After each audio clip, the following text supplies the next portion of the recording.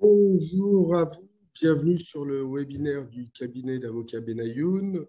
Aujourd'hui, on va parler du management package et notamment des moyens d'intéresser les salariés ou des dirigeants non associés à la société en leur donnant la faculté de devenir actionnaire. Alors pourquoi cette thématique aujourd'hui?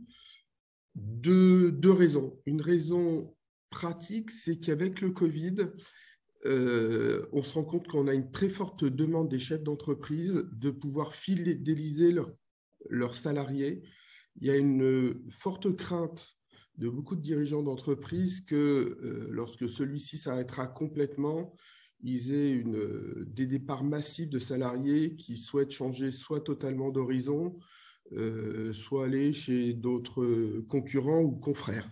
Et nous, on voit notamment au cabinet une très, très forte demande de management package. Je crois qu'on a dû multiplier quasiment par 5 ce type d'opération entre 2019 et 2021. Ça, c'est le premier point. Et puis, le deuxième point, on a des arrêts de jurisprudence du mois de juillet dernier dont on va parler, qui sont essentiels et qui viennent mettre à mal tout un bout de ce mécanisme, et notamment celui qui concerne les BSA. Donc, je vous propose de commencer tout de suite. Vous avez la possibilité de poser des questions et bien évidemment, si vous avez besoin d'informations complémentaires, je serai joignable avec mes équipes à mon cabinet. Mes coordonnées vous seront communiquées. Alors, on va... Voilà. Donc, déjà, concernant la mise en place et les différents mécanismes de management package, on en distingue aujourd'hui 3 qui sont les BSPCE, des bons de souscription de parts de créateurs d'entreprises, les actions, l'attribution d'actions gratuites et les bons de souscription d'actions. Alors, on va dire fiscalement, on a 2 régimes qui sont totalement identiques, ce sont les BSPCE et les BSA, puisqu'on est sur des bons de souscription, les actions gratuites et un mécanisme différent. L'objectif souhaité par le chef d'entreprise, c'est motiver les salariés afin d'atteindre des objectifs, donner un accès au capital sans réelle contrepartie, et puis quelquefois obtenir des fonds parce que les salariés qui souscrivent à une augmentation de capital peuvent être amenés à mettre de l'argent personnel, des liquidités dans l'entreprise et donc pour développer une activité. Sur comment déterminer les éventuelles contraintes, on a un certain nombre d'exemples. On va voir que dans certains cas, on est obligé d'attribuer à tous les salariés ou uniquement à certains salariés des actions.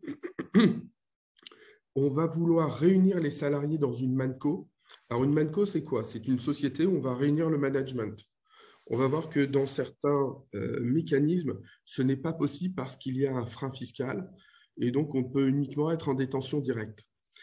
Souvent, c'est important de faire un petit point sur ça, souvent nous on a une question qui vient du dirigeant d'entreprise qui est ni fiscale ni juridique, qui disent mais aujourd'hui je suis tout seul, je prends mes décisions tout seul. Est-ce que mes salariés ne vont pas voir toutes mes informations?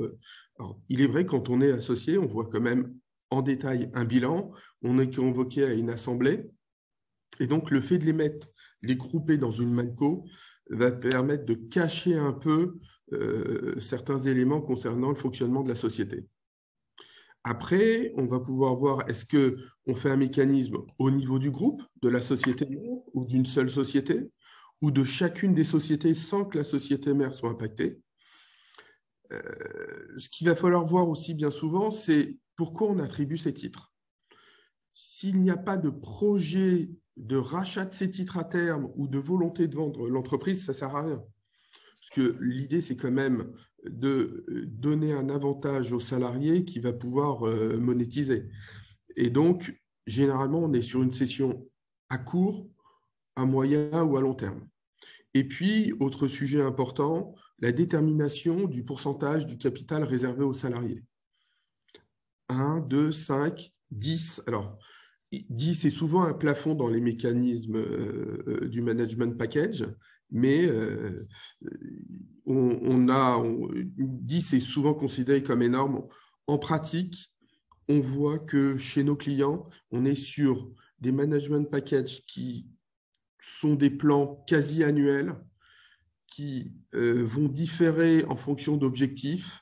Et donc, on va aller sur des montants plutôt petits en termes d'attribution, mais on va en faire tous les ans ou tous les 2 ans. Voilà un peu pour la présentation générale. Alors, lorsqu'on regarde, le premier élément, c'est avant tout d'avoir, on va dire, c'est le BSA. Le BSA, c'est ce qu'on appelle le stock option. C'est vraiment le mécanisme de base. Et on va commencer par celui-ci parce que c'est celui-ci qui pose un certain nombre de difficultés. Alors, les différents avantages, on va regarder à chaque fois pour la société et pour les salariés. Pour la société, ça permet à la société d'obtenir des fonds suite à la souscription des fonds, des bons, et donc avoir une absence de coût. On va pouvoir apporter ces BSA à une MANCO, donc avoir une société sur le côté. Les salariés ne sont pas donc directement et immédiatement associés, ils le seront qu'après la conversion des bons. Donc le mécanisme, c'est on attribue des bons, et puis on va avoir à un moment ou à un autre la faculté pour le salarié de transformer ce bon en action. Alors, sur les sociétés cotées, ça se transforme quasi régulièrement, surtout lorsque le titre a une valeur haute. Sur les sociétés non cotées, souvent, on arrive à une transformation, à une souscription la veille d'une cession, ce qui permet de financer l'avance de la souscription par le prix de cession qui intervient quelques temps après.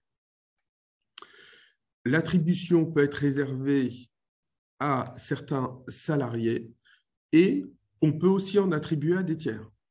Par exemple, à un fonds d'investissement, à des personnes qui sont des consultants extérieurs, chasseurs de tête, cabinets de gestion. Ça se voit très fréquemment. Maintenant, on a un vrai sujet et c'est aussi ça l'origine de ce webinaire sur le management package. C'est qu'on a un certain nombre de décisions en assemblée plénière du Conseil d'État du 13 juillet dernier qui ont fait dire de manière certaine, on va dire la messe est dite pour les BSA,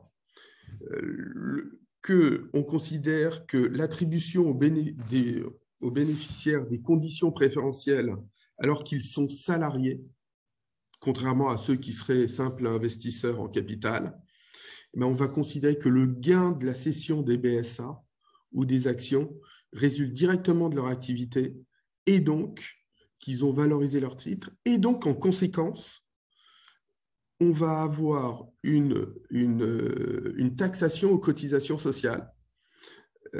Et donc, tout l'intérêt du BSA est perdu, puisque l'objectif au départ était de traiter ça en action et donc en plus-value.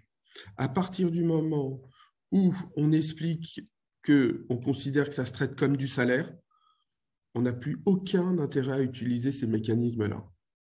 Donc, le BSA pour les salariés, on va dire, c'est terminé depuis le mois de juillet dernier. C'était même un peu terminé avant, mais on avait encore quelques espoirs. Et c'est plutôt à présent réservé pour des personnes extérieures à l'entreprise, que ce soit des investisseurs, des consultants ou autres. Donc, le premier mécanisme, il n'est plus vraiment adapté. Le deuxième mécanisme, c'est un système de BSPCE qui est exactement celui du BSA, mais qui bénéficie d'un régime fiscal particulier. Et donc, on va voir, comme il est encadré par la loi, il n'y a pas de requalification comme le BSA classique qu'on a vu auparavant. Les différents avantages pour la société, absence de coût. Les salariés, comme tant qu'ils n'ont pas exercé leurs bons, ils ne sont pas associés. L'attribution peut être conditionnée à des objectifs liés aussi bien à l'entreprise, au service du salarié ou même encore plus précisément des objectifs personnels. Possibilité d'attribuer au sein d'un groupe, c'est-à-dire on va donner des titres de la société holding aux salariés des différentes entités. Et le véritable avantage par rapport à ce qu'on vient de voir, c'est que le mécanisme est tellement encadré qu'il n'y a aucun risque de requalification. Néanmoins, on doit rentrer dans un cadre un peu particulier. D'abord, la société doit être créée depuis moins de 15 ans. Donc, ça enlève un certain nombre de structures. On va dire qu'on est plutôt sur la start-up ou la jeune entreprise. La société ne doit pas être issue d'une restructuration. Alors, on a effectivement une problématique de double niveau. Donc, si la société est issue d'une restructuration, on ne pourra pas utiliser ce mécanisme. La détention dans ces sociétés doit intervenir par l'intermédiaire de personnes physiques au moins à hauteur de 25%. Et on attribue ces BSPCE uniquement aux salariés. Pour les salariés, on a un coût très faible. On n'a pas d'obligation d'y souscrire. C'est-à-dire qu'on n'a pas l'obligation d'aller convertir les BSPCE en actions. Généralement, on le fait lorsqu'on est sûr d'avoir réalisé un gain. Les inconvénients, on ne peut pas les céder. On ne peut pas les détenir via un PEA ou un plan d'épargne d'entreprise. Et la fiscalité est moins avantageuse lorsque la cession intervient dans un délai inférieur à 3 ans. Mais on est quand même sur un mécanisme où, de base, on a une imposition sur les plus-values. Et pas en traitement et salaire, et pas uniquement en traitement et salaire comme ce qu'on a vu sur les BSA. Donc, je dirais, quand on a une entreprise de moins de 15 ans, qu'on remplit la condition des sociétés issues de restructuration, parce que c'est souvent celle-ci qui nous bloque, nous, dans les montages, notamment si on a des holdings ou des surholdings, on ne pourra pas réaliser cette opération. On préfère souvent utiliser ce mécanisme de BSPCE sur cette typologie d'entreprise. Donc là, on est sur quelque chose qui est extrêmement classique, qui est connu depuis quasiment une vingtaine d'années. Les risques sont connus. C'est vraiment pour avoir une remise en cause de ce mécanisme. Il faut vraiment l'avoir voulu et avoir un peu fait n'importe quoi. C'est très facile de rentrer dans les clous à partir du moment où on a ce sujet et les différentes obligations détaillées que je viens de vous détailler. À partir du moment où elles sont remplies, on n'a pas de difficulté. Donc, on a commencé par les BSA, on voit qu'à l'exception des tiers, ce n'est pas possible. Les BSPCE, c'est intéressant, mais uniquement pour les entreprises de moins de 15 ans, avec un certain nombre d'obligations en termes de détention du capital, et ça ne peut concerner que les salariés. Et puis, on a notre dernier mécanisme qui est le mécanisme, on va dire, à la mode, préféré aujourd'hui souvent des entreprises, parce qu'il est extrêmement malléable et qu'il a un coût qui est extrêmement déterminé, connu, et qui ne pose pas de difficultés importantes. Donc, les actions gratuites, c'est tout simplement la société va émettre des actions.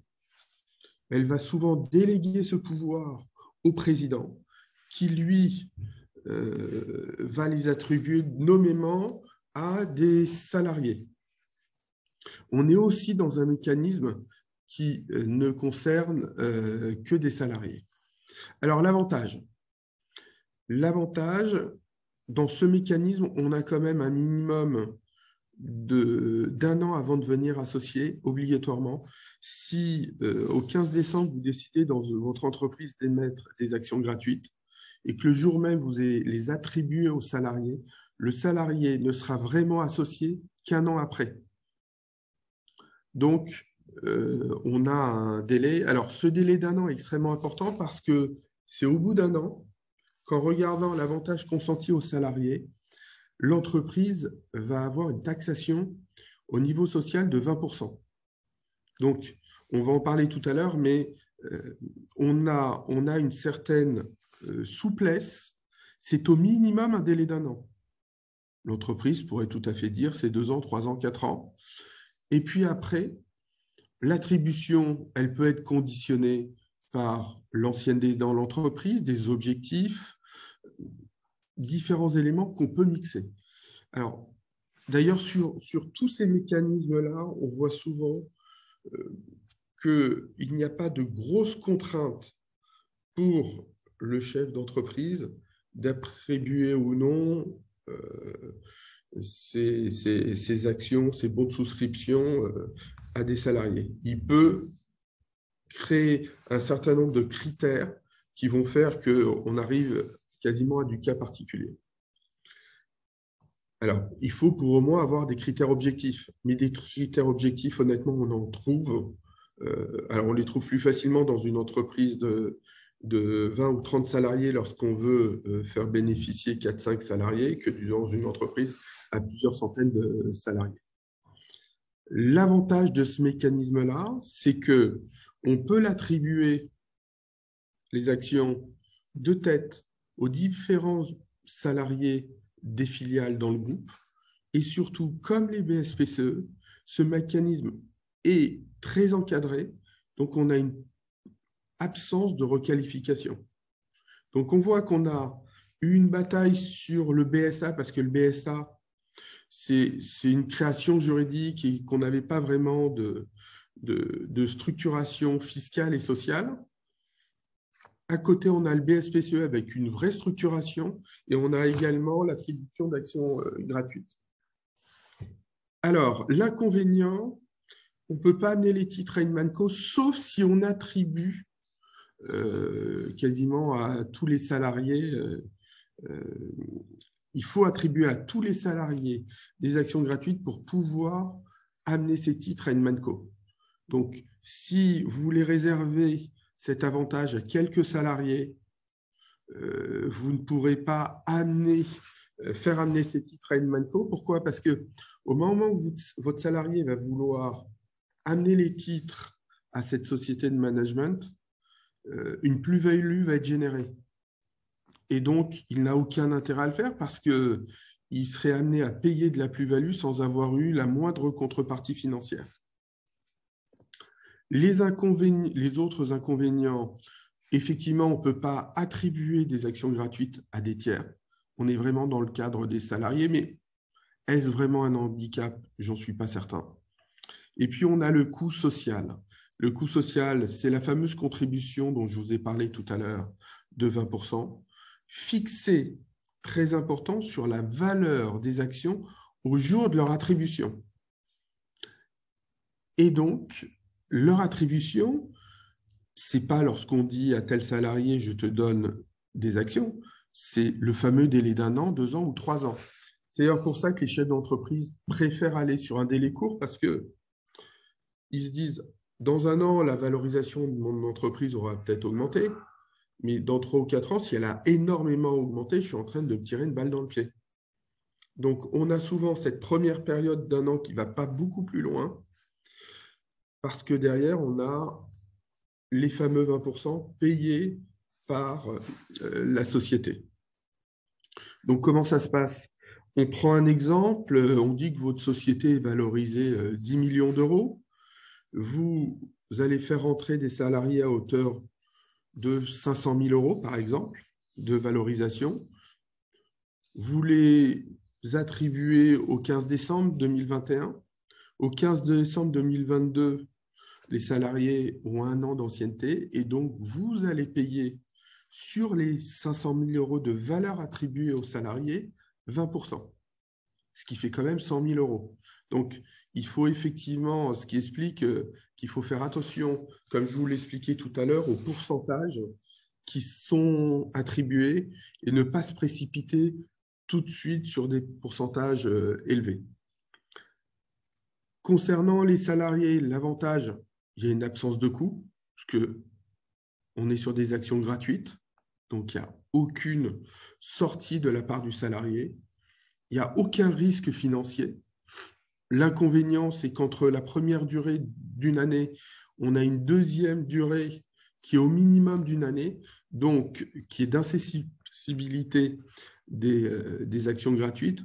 Donc, on a une durée obligatoire de détention d'au moins 2 ans. Alors, souvent, la deuxième période de non-cessibilité des titres, on a tendance à l'augmenter pour protéger l'entreprise. Parce que l'objectif du chef d'entreprise, alors quand il va vendre sa boîte à court terme, c'est que lorsque lui quitte l'entreprise, les salariés sont obligés de rester et d'accompagner le mouvement. Donc, on a besoin de créer une certaine ancienneté. Élément extrêmement important, à côté de cet aspect fiscal qu'on vient de voir, on a un aspect juridique sur ce qu'on appelle les termes et conditions des BSA, des BSPCE ou des actions gratuites. Et souvent, on le mixe avec un pacte d'actionnaires. Que se passe-t-il quand le salarié décide de démissionner? À combien on rachète ses titres? Est-ce que c'est un good leaver ou un bad leaver? Ça, ce sont des notions de pacte d'actionnaires qui vont permettre de regarder comment on va gérer le salarié qui décide de partir, de quitter l'entreprise. Alors, après, on a des salariés qui vont soit quitter l'entreprise parce qu'ils sont en démission, soit, donc c'est souvent considéré comme un bad leaver, soit parce que ces salariés partent à la retraite. Là, on est plutôt dans un good leaver.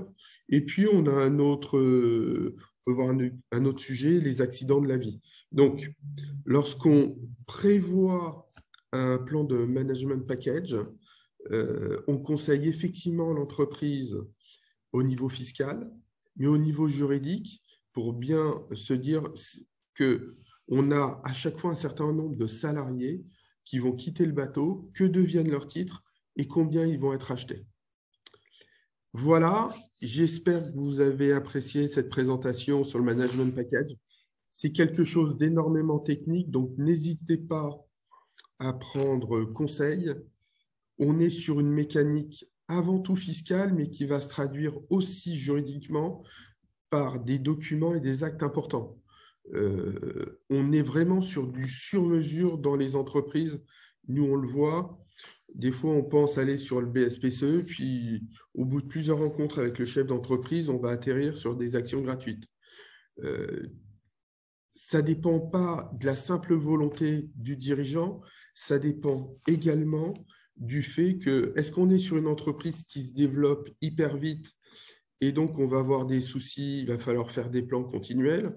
Est-ce que la valorisation de la société est énorme? Parce que quand on fait acheter des bons de BSPCE par un salarié, si la valorisation est énorme, il ne pourra pas se payer les bons. Donc, on a toutes ces obligations, ces points qui sont peut-être du détail lorsque on vous parle du management package, qui sont extrêmement importants. Voilà, je vous remercie d'avoir assisté à ce webinaire.